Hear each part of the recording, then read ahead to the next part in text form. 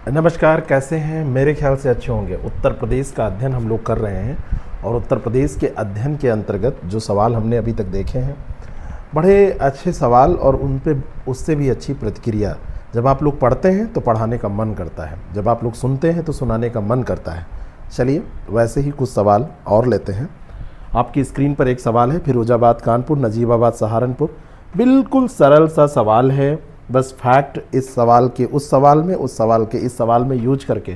फिरोजाबाद कांच की चूड़ियाँ, कानपुर चर्म पहला, और नजीबाबाद प्लाईवुड, और सहारनपुर कागज़ और लुगदी।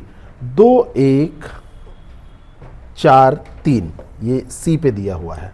2 1 4 3 ये इसका सही आंसर हो जाएगा। अब जैसे कुछ लोग कहते हैं कि एक्सप्लेनेशन सर ज़रूर ओपन कर दिया कीजिए, जहाँ पे ज़रूरत होती है इसको ओपन किया जाता है। मैंने आपको बताया था कि फिरोजाबाद को सुहाग नगरी के नाम से भी जाना जाता है। क्या कहा जाता है? सुहाग नगरी।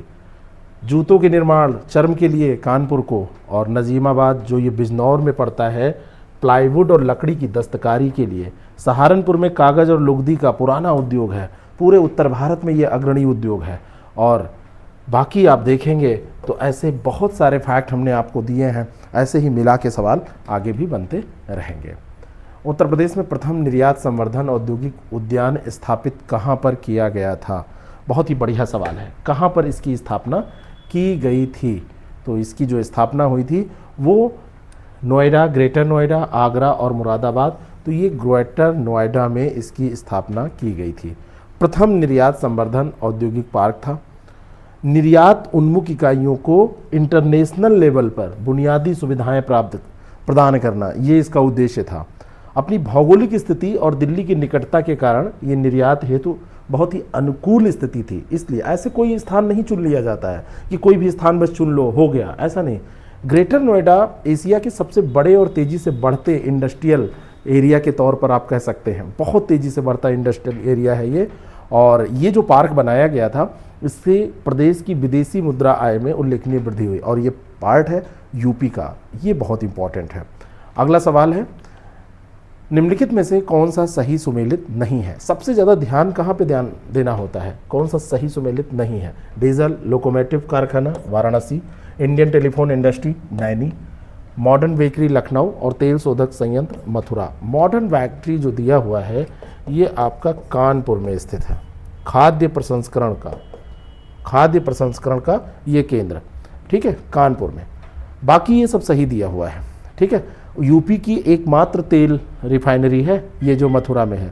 ऑयल जो रिफाइनरी है ये मथुरा में, ये एकमात्र ऑयल रिफाइनरी है जो उत्तर भारत की आपूर्ति में इसका बहुत बड़ा योगदान है, ठीक है। तो अभी ये जो मॉडर्न बेकरी है ये कानपुर में पहले हुआ करती थी, ब्रेड बनाती थी, है ना। ब्रेड के साथ साथ में आप देखेंगे तो ये बेकरी उत्पाद बहुत सारे और बनाती थी, लेकिन वर्तमान में नहीं इतना कोई ये, अब इसका डिसेंट्रलाइजेशन हो गया है, अब तो हर जगह अपनी अपनी बेकरी है। हस्त निर्मित कागज़ का निर्माण होता है कहाँ पर? बांदा में, हमीरपुर में, झांसी में, जालौन में। हस्त निर्मित कागज उद्योग मुख्य रूप से कहाँ पर? तो एक स्थान पड़ता है कालपी, और कालपी जो स्थान पड़ता है वो कहाँ पर पड़ता है अगर ये आप जानते हैं तो यहाँ पर पारंपरिक तौर पर गुणवत्ता युक्त हस्त निर्मित कागज बनाया जाता है। हालांकि इसका सहारनपुर में भी थोड़ा बहुत काम आपको मिलेगा, सहारनपुर में होता है। इसका आपको मुजफ्फरनगर में भी काम होता मिलेगा, मुजफ्फरनगर में होता है, ठीक है। लेकिन ये जो कालपी पड़ता है ये जालौन में पड़ता है। कहाँ पर? जालौन में पड़ता है। तो कालपी भी ध्यान रखिएगा और साथ साथ में जालौन भी ध्यान रखिएगा, ठीक है। कालपी जो स्थान पड़ता है वो आपका जालौन में पड़ता है, तो ये ध्यान रखिएगा, ये पूछा जाएगा आपसे। तो ये जालौन डिस्ट्रिक्ट में ये कालपी है जहाँ पर इसका निर्माण किया जाता है। अगला जो प्रश्न है उसका जवाब दीजिए। उत्तर प्रदेश की अर्थव्यवस्था के विभिन्न प्रखंडों की अभिनव प्रवृत्तियाँ निराशाजनक संभावनाएं दर्शाती हैं। किसमें? कृषि में, उद्योग में, व्यापार में या सेवाओं में। अब ये पढ़ने का क्वेश्चन नहीं है, ये क्वेश्चन आप ऐसे कर सकते हैं। हमारे यहाँ पारंपरिक तौर पर जो कृषि था वही जीविकोपार्जन का आधार, उसी में सबसे ज़्यादा लोग संलग्न, वो सारी चीज़ें हैं।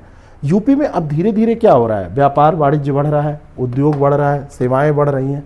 निराशाजनक संभावनाएं किसमें? एग्रीकल्चर में। अगर आपसे कहा जाए निराशाजनक संभावनाएं किसमें, तो वो एग्रीकल्चर है जिसमें निराशाजनक संभावनाएं आपको देखने को मिलेंगी। अब एग्रीकल्चर से पढ़ाई करने वाले लोग भी एग्रीकल्चर नहीं करना चाहते। धीरे धीरे जनसंख्या बढ़ रही है, जोत का आकार छोटा हो जा रहा है, उतना लाभ नहीं है जितना अन्य क्षेत्रों में है। अपनी इसकी जो समस्याएं हैं वो तो ही हैं, संभावनाएं भी बहुत सारी हैं, लेकिन उतना ज़्यादा अब इसका स्कोप नहीं है। ठीक है, कृषि प्रखंड की विकास दर में उतना जितना अन्य क्षेत्रों में है उतना इजाफा नहीं। ठीक है, लेकिन वर्तमान समय में जब इसको प्रसंस्करण से जोड़ा गया, तो आज ये सवाल पूछा जाएगा तो संभल के दीजिएगा आंसर कि पूछा क्या जा रहा है। वृद्धि पूछी जा रही, तो प्रसंस्करण के साथ जोड़ने पे, एक्वाकल्चर के साथ जोड़ने पे, विभिन्न क्रांतियों के माध्यम से यहाँ पर भी विकास बहुत तेजी से हो रहा है। प्रश्न क्या पूछ रहा है ये बताइएगा, लेकिन तुलनात्मक तौर पर निराशाजनक अगर कहा जाए तो यह है, लेकिन निगेटिव ग्रोथ अभी नहीं है। मेरी बात समझिएगा, निगेटिव ग्रोथ अभी नहीं है, ग्रोथ अभी पॉजिटिव हो रही है। अगला जो प्रश्न है, सीमेंट है, कागज़ है, इलेक्ट्रॉनिक्स है, फर्नीचर, तो ये कहाँ पर कौन सी इंडस्ट्री है? तो सीमेंट चुर्क हो जाएगा, कागज़ आपका सहारनपुर हो जाएगा, इलेक्ट्रॉनिक्स ये कानपुर हो जाएगा, और फर्नीचर ये बरेली।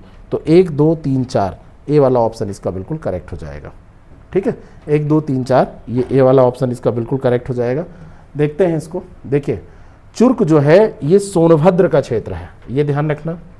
ठीक है, कानपुर में ये पुराने विनिर्माण केंद्रों के लिए इलेक्ट्रॉनिक्स के पुराने जो केंद्र हैं उनमें ये शामिल है। और वैसे नोएडा जो है ये प्रमुख केंद्र है, ये भी ध्यान रखिएगा।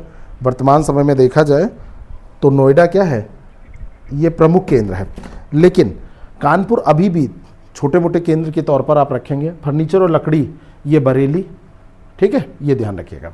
अगला जो प्रश्न है, उत्तर प्रदेश में मूल्य वर्धित कर वैट कब लागू हुआ था? तो वैट की जो शुरुआत हुई थी उत्तर प्रदेश में, ये 1 जनवरी 2008 को हुई थी। पुरानी कर प्रणाली को हटा के इसको शुरू किया गया था। अब जीएसटी कब लागू हुआ, कौन बताएगा? क्या उत्तर प्रदेश में जीएसटी लागू होने की तिथि और देश में जीएसटी लागू होने की तिथि अलग अलग है? बताइए, कौन बताएगा, इसका जवाब कौन देगा? उत्तर प्रदेश ने जीएसटी कब लागू की, बताइए। उत्तर प्रदेश में जीएसटी कब लागू हुआ? तो ये वस्तु एवं सेवा कर 1 जुलाई 2017। अब ध्यान रखना, नया जो पूछा जाएगा वो आपसे यही पूछा जाएगा। 1 जुलाई 2017 से ये जीएसटी लागू हुआ। ठीक है, क्योंकि पहले वैट कर प्रणाली लागू हुई थी। वैट पुरानी कर प्रणाली को हटा के पारदर्शिता को बढ़ाने के लिए, चोरी को रोकने के लिए, और फिर जीएसटी, तो यूपी में ये इस समय लागू हुई थी। उत्तर प्रदेश में उच्चतम औद्योगिक वृद्धि दर अंकित की। ठीक है, तो किस में अंकित की थी? पहले पंचवर्षीय योजनाएं चलती थी ना, तो 5वीं में, 6ठी में, 10वीं में, 11वीं में कब की थी? तो ये 10वीं पंचवर्षीय योजना में, 10वीं पंचवर्षीय योजना में। ठीक है, और ये 10.8% का रिकॉर्ड उस समय बनाया था। 10.8% का ये रिकॉर्ड था। बुनियादी ढांचे और नई औद्योगिक नीतियों के कार्यान्वयन का दौर था उस समय। 10वीं पंचवर्षीय योजना देखेंगे तो प्रदेश में भी और देश स्तर पे भी ये योजना बड़ी महत्वपूर्ण है।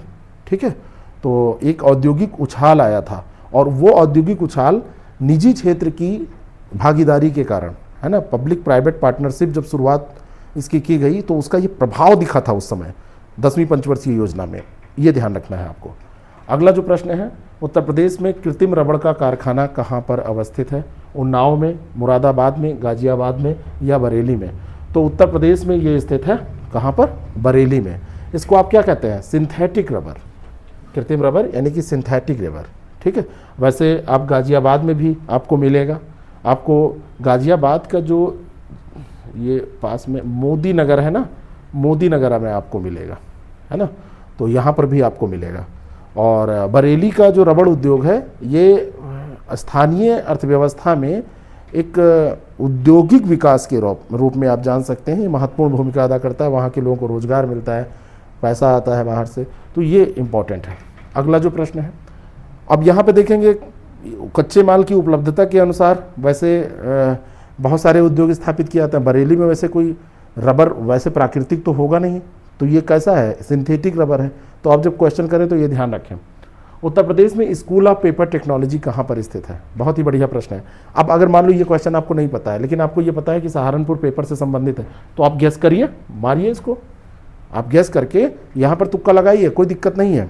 तुक्का लगाने का भी साइंटिफिक मेथड होता है। तुक्का ऐसे नहीं लगा दिया जाता है, जय बजरंगबली बी, दुर्गा माँ डी, अम्बे मैया ए, है ना, ऐसे नहीं।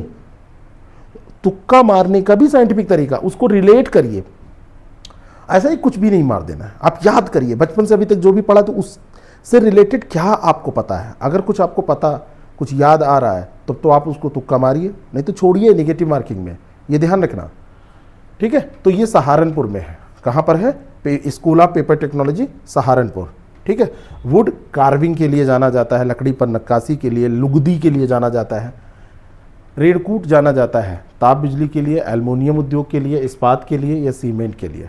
अब देखिए, ताप विद्युत तो यहाँ पे नहीं है, यहाँ पर ताप विद्युत नहीं है। यहाँ पे रिहंद बांध है, रिहंद बांध से हाइड्रो इलेक्ट्रिक प्लांट यहाँ पे लगा हुआ है। थर्मल पावर प्लांट यहाँ पे नहीं लगा है, तो ये तो निकल जाएगा, बिजली नहीं ताप बिजली दिया है। एल्युमिनियम उद्योग यहाँ पर है, और वो किसका है? वो हिंडाल्को का है, हिंडाल्को का, है ना। बहुत बड़ा संयंत्र यहाँ पर लगा हुआ है। रिहंद बांध से इसको बिजली मिल जाती है, ठीक है। और बॉक्साइट आसपास के क्षेत्रों से भी मिल जाएगा इसको, है ना। और ये रिहंद और एल्युमिनियम जो उद्योग होता है, इसका स्थानीयकरण किस पे निर्भर करता है? कहाँ पर केंद्रीकृत होगा? ऊर्जा की सबसे बड़ी आवश्यकता होती है, तो यहाँ पे रिहंद से इसको मिल जाती है हाइड्रो इलेक्ट्रिक। उत्तर प्रदेश में रेणकूट में हिंडाल्को की स्थिति का मुख्य कारण क्या है? तो यहाँ पर शक्ति का स्रोत, वही सवाल देखिए यहाँ पर आ गया जो मैंने आपको बताया। हिंडाल्को लगा था यूएसए के सहयोग से, है ना। बिजली के साथ साथ यहाँ रेल परिवहन भी है, कच्चे माल की उपलब्धता तो ही है, लेकिन इसके स्थानीयकरण का सबसे बड़ा कारण पावर सोर्स है, शक्ति के स्रोत के कारण यहाँ पर ये स्थापित किया गया है। उत्तर प्रदेश में मान्यता प्राप्त स्टॉक एक्सचेंज कितने हैं? मतलब कितने नहीं, पूछा जा रहा है कहाँ पर है, तो उत्तर प्रदेश का एकमात्र है। आपसे संख्या भी पूछ ली जाए तो एकमात्र ही है। और ये कहाँ? लखनऊ, कानपुर, वाराणसी, गाजियाबाद, तो ये कानपुर में है ना। कानपुर को क्या कहा जाता है? मैनचेस्टर ऑफ नॉर्थ इंडिया, उत्तर भारत का मैनचेस्टर इसको कहा जाता है कि नहीं। और ये एक्सचेंज क्षेत्र के निवेशकों और कंपनियों को पूंजी बाजार से जोड़ने का महत्वपूर्ण कार्य करता है। अगर ये स्टेटमेंट दे दिया जाए तो Kanpur Manchester of north India, Manchester of north India, ये ध्यान रखना, मैनचेस्टर ऑफ नॉर्थ इंडिया है। उत्तर प्रदेश में वित्तीय निगम किसका वित्तीयकरण नहीं करता है? किसका वित्तीयकरण नहीं करता है? स्थायी संपत्ति का क्रय करने के लिए, पर्यटन संबंधी उद्योगों के लिए, दीर्घकालीन कार्यशील पूंजी की आवश्यकताओं के लिए, हैंडलूम उद्योगों के लिए। यूपीएफसी की, यानी कि यूपीएफसी उत्तर प्रदेश फाइनेंशियल कॉरपोरेशन के बारे में पूछा जा रहा है कि वो कौन सा कार्य नहीं कर, इसका वित्तीयकरण नहीं करता है। तो पर्यटन संबंधी जो यहाँ पर उद्योग हैं उनका ये वित्तीयकरण नहीं करेगा। 1954 में ये स्थापित हुआ था, ध्यान रखना, ये 1954 में स्थापित हुआ था, ठीक है। उद्योगों को ऋण देने के लिए, लोन देने के लिए, लोन आवश्यकताओं की पूर्ति के लिए इसको स्थापित किया गया था 1954 में, ठीक है। मध्यम और लघु श्रेणी के उद्योगों को लोन कैसा देखता है? दीर्घकालिक लोन देता है। कैसा लोन देता है? दीर्घकालिक लोन ये देने का कार्य करता है। हैंडलूम, अन्य जो छोटे छोटे उद्योग हैं, कुटीर उद्योग हैं, इन सबको ये ऋण देने का कार्य करता है। निम्न और मध्यम, ठीक है, मशीनरी और भूमि खरीदने के लिए जो पैसे की जरूरत, 1954 में इसको स्थापित किया गया था। उत्तर प्रदेश खादी ग्राम उद्योग बोर्ड की स्थापना किस वर्ष हुई थी? मोस्ट इंपॉर्टेंट ये क्वेश्चन है, बहुत ही बढ़िया प्रश्न है। तो ये जो उत्तर प्रदेश खादी ग्राम उद्योग बोर्ड है 1960 में स्थापित हुआ था। ग्रामीण क्षेत्रों में स्थानीय संसाधनों का उपयोग करवा के रोजगार उपलब्ध कराना इसका सबसे महत्वपूर्ण उद्देश्य था। यानी कि ये जो बोर्ड काम करता है, ये कुटीर उद्योगों को कम पूंजी निवेश के साथ स्थापित करने का काम, उसमें मदद करने का काम करता है। खादी के प्रचार और स्वदेशी उत्पादों के विपणन में इस बोर्ड की भूमिका बहुत महत्वपूर्ण रहती है। और ग्रामीण अर्थव्यवस्था को स्वावलंबी बनाने की दिशा में यह उत्तर प्रदेश सरकार का एक महत्वपूर्ण अंग, एक महत्वपूर्ण टूल साबित हुआ, ठीक है। अगला जो प्रश्न है, उत्तर प्रदेश में आलू निर्यात जोन कहाँ पर स्थित है? उत्तर प्रदेश में आलू निर्यात जोन, जहाँ से आलू का निर्यात, उसको ये जोन यही डेवलप किया गया, आगरा में, फतेहपुर में, प्रयागराज में, कानपुर में। कितना सरल सवाल है। यहीं इसके आसपास एरियाज़ में आलू होता है, आलू का रिकॉर्ड उत्पादन होता है इसके आसपास के क्षेत्र में, तो आलू निर्यात जोन यही है। ठीक है, किसानों के उत्पादों को अंतर्राष्ट्रीय बाजार तक पहुंचाना इसका उद्देश्य है। इसके आसपास के क्षेत्र आप देखेंगे वहाँ पे कोल्ड स्टोरेज की सुविधा आपको मिलेगी। इसके आसपास के क्षेत्र आप देखेंगे तो वहाँ पर आपको आलू की व्यावसायिक वाणिज्यिक खेती बहुत बड़े पैमाने पर होती दिखेगी। तो यहीं पे आलू निर्यात जोन ये आगरा जिले को घोषित किया गया है विशेष रूप से। उत्तर प्रदेश में निर्यात उन्मुख सॉफ्टवेयर पार्क कहाँ पर स्थापित किए गए हैं, है ना, निर्यात के लिए। क्या? सॉफ्टवेयर पार्क, निर्यातोन्मुख software park, export oriented software park, software technology park हमारे यहाँ पर कहाँ पर? तो ये नोएडा और कानपुर, ये ध्यान रखना। आगरा में नहीं है, यहाँ लखनऊ में नहीं, गाजियाबाद में, नोएडा और कानपुर में। नोएडा भारत का आईटी हब है। नोएडा जहाँ अरबों डॉलर का सॉफ्टवेयर निर्यात किया जाता है। कानपुर में भी सॉफ्टवेयर का कार्य होता है। अब तो हर जगह आपको सॉफ्टवेयर से संबंधित कंपनियां तो मिल ही जाएंगी, लेकिन विशेषता कहाँ पर हो रहा है ये आपसे पूछा जा रहा है, तो आप उसको नोएडा और कानपुर टिक करेंगे। उत्तर प्रदेश में लघु और मध्यम उपक्रमों को जिसके द्वारा दीर्घकालीन ऋण उपलब्ध कराया जाता है, अभी सवाल आया था, तो उत्तर प्रदेश वित्तीय निगम यूपीएफसी, ध्यान रखना 1954 में ये स्थापित हुआ था। रोजगार की दृष्टि से उत्तर प्रदेश का सबसे बड़ा उद्योग कौन सा है? अब ये सवाल मोस्ट इंपॉर्टेंट है। कृषि के बाद अगर उद्योग की बात की जाए तो हथकरघा, हैंडलूम, ये सबसे अधिक रोजगार प्रदान करने वाला क्षेत्र। मेरठ में, देवबंद में, मऊ में, मुबारकपुर में, इन सब क्षेत्रों में आप जाएंगे तो आपको पूरा, जैसे भदोही आप चले जाएंगे, बनारस में आप चले जाएंगे, यहाँ पर आपको लाखों बुनकर परिवारों की आजीविका का एकमात्र साधन ये बनकर आपको दिखेगा। और जब ओडीओपी आया तो इस पारंपरिक उद्योग को और मॉडर्न बनाने में, इसको और मजबूत बनाने में मदद मिली। तो हैंडलूम सबसे अधिक रोजगार प्रदान करता है एग्रीकल्चर के बाद। उद्योग के तौर पर हैंडलूम ही हो जाएगा। औद्योगिक विकास की दृष्टि से उत्तर प्रदेश का कौन सा क्षेत्र सर्वाधिक विकसित हुआ है? पश्चिमी, पूर्वी, बुंदेलखंड, मध्य? पूर्वी तो कतई नहीं, ये पश्चिमी क्षेत्र है। नोएडा है, गाजियाबाद है, मेरठ है, ये जो क्षेत्र है, मुरादाबाद है, दिल्ली से निकटता है, कनेक्टिविटी बहुत बेहतर है। माल आप बनाएंगे, बेचेंगे ना, कच्चा माल आपको चाहिए ना, तो दोनों मिल जाता है कनेक्टिविटी बेहतर होने के कारण। तो इस कारण से ये तीव्र विकास इनका हुआ है। और ये पूर्वी बुंदेलखंड क्षेत्र, मध्य क्षेत्र, इनका विकास उतना नहीं हुआ। मध्य क्षेत्र तो ठीक है, बाकी पूर्वी और ये बुंदेलखंड क्षेत्र तो बहुत ज़्यादा पिछड़े हैं। उत्तर प्रदेश में दिया सलाई उद्योग का प्रमुख केंद्र कौन सा है? उत्तर प्रदेश में दिया सलाई उद्योग का प्रमुख केंद्र कौन सा है? बताइए। बरेली है, मुरादाबाद है, सहारनपुर है, मिर्ज़ापुर है, कौन सा केंद्र है दिया सलाई उद्योग का? तो दिया सलाई उद्योग का ये बरेली है। माचिस उद्योग है ना, माचिस उद्योग पुराना केंद्र बरेली है। सहारनपुर, प्रयागराज, लखनऊ, रामपुर, इन सब में भी छोटी मोटी इकाइयाँ आपको मिलेंगी, लेकिन बेसिकली सबसे बड़ा प्लांट जो मिलेगा आपको वो कहाँ पर मिलेगा? यहीं पर मिलेगा। ठीक है, जो बरेली है यहाँ पर मिलेगा, है ना। कच्चे माल के रूप में यहाँ पर लकड़ी मिल जाती है। बरेली अपनी लकड़ी की कलाकारी और फर्नीचर के लिए जाना ही जाता है, ये भी ध्यान रखिए। ठीक है, एक सवाल और। दादरी, चुर्क, चुनार तथा डल्ला सभी कारखाने हैं जो उत्पादित करते हैं, क्या उत्पादित करते हैं? काहे से रिलेटेड है? सीमेंट, चीनी, कागज, फर्टिलाइजर, किससे? तो चुर्क और डल्ला, मैंने अभी आपको बताया था कि ये जो चुर्क है और जो डल्ला है, ये दोनों कहाँ पर है? सोनभद्र में है। कहाँ पर है? सोनभद्र में है। ये सीमेंट उत्पादन, चुनार भी सीमेंट उत्पादन, दादरी भी सीमेंट उत्पादन। यहाँ पर आप सोनभद्र के पास में देखोगे तो चूना पत्थर के भंडार मिलेंगे।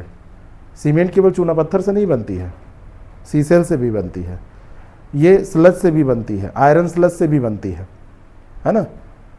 वेस्ट मटेरियल जो होता है बहुत सारा पेट्रोलियम से जो निकलने वाला, उससे भी बनती है। तो इसमें आप ध्यान रखेंगे कि यहाँ पर जो है ये चूना पत्थर से, चुनार क्षेत्र अच्छी गुणवत्ता का सीमेंट बनाता है। जो ये दादरी क्षेत्र है ये गौतम बुद्ध नगर में है, गौतम बुद्ध नगर में। ठीक है, यहाँ पर सीमेंट उत्पादन का कार्य किया जाता है। ठीक है, तो ये ध्यान रखिएगा। तो ये रहे आज के हमारे प्रश्न, फिर हम मिलेंगे और नए सवालों के साथ। तब तक आप लोग पढ़ते रहें, स्वस्थ रहें, मस्त रहें, व्यस्त रहें। अगर ये वीडियो पसंद आ रहा है, आप किसी भी एग्ज़ाम की तैयारी कर रहे हैं, तो चैनल को अगर ज्वाइन नहीं किए हैं, सब्सक्राइब तो कर ही लीजिए। उसमें पैसा नहीं लगना है ज्वाइन करने में। अगर आपको ये पसंद आता है तो किसी तक भेज दीजिए, पसंद आता है तो अपने स्टेटस पे लगा दीजिए, और एक प्यारा सा कमेंट लिखिए कि ये क्लास आपको कैसी लगती है। वो टॉनिक होता है हमारे लिए, हमको भी मुफ्त में वो टॉनिक मिल जाती है। आपका भी कुछ नहीं लगा और हमारा भी कुछ नहीं लगता है, और हमारा दिल भाग भाग हो जाता है कि आपको ये चीज़ पसंद आई। Thank you so much.